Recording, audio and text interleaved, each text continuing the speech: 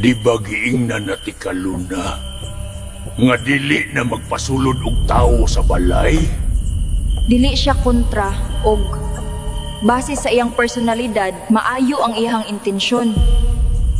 Mapamaayo o dili walay kalahian. Kontra ang tao bisan sa unsa nga aspeto.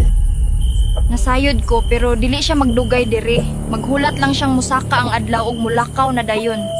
Nausab ayaw pagtuman og imuha. Ayaw kalimot og unsay gibuhat nila sa atoa.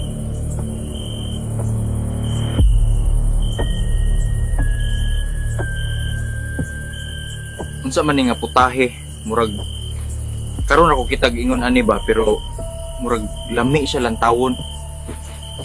Maulang na ang akong kaya nga lutuon kay maupod ako ang paborito. Kaon na mintras init pa. Sige kay murag gigutom na gyud ko pero unsaon man ako pagkaon nga wa may kutsara.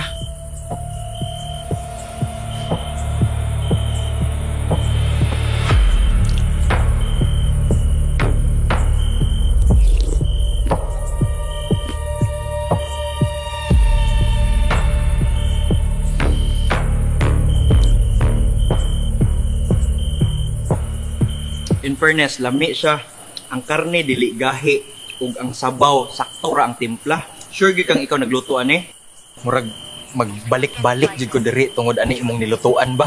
Dili na ka mo balik diri. Andam na pud di ay ang kwarto para imong katulgan. Ug ayaw na paabot og hayag diri. Alas 5 sa buntag kinahanglan nakagikan na ka. Sige, before alas 5 wala na ko diri.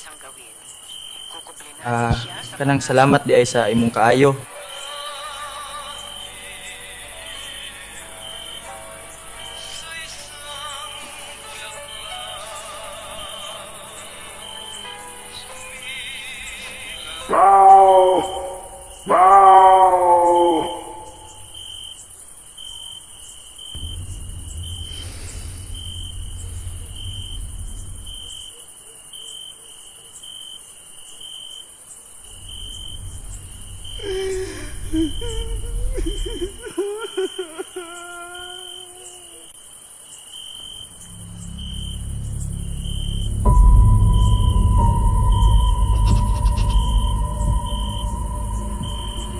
Ang kaluoy ug gugma iya lamang sa tawo.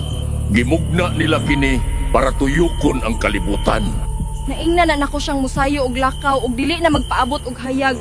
Ako ang mupukaw sa iya kung di pa siya makamata. Di man iluna nga ikapila na tanggi traidor anang imuhang kaluoy.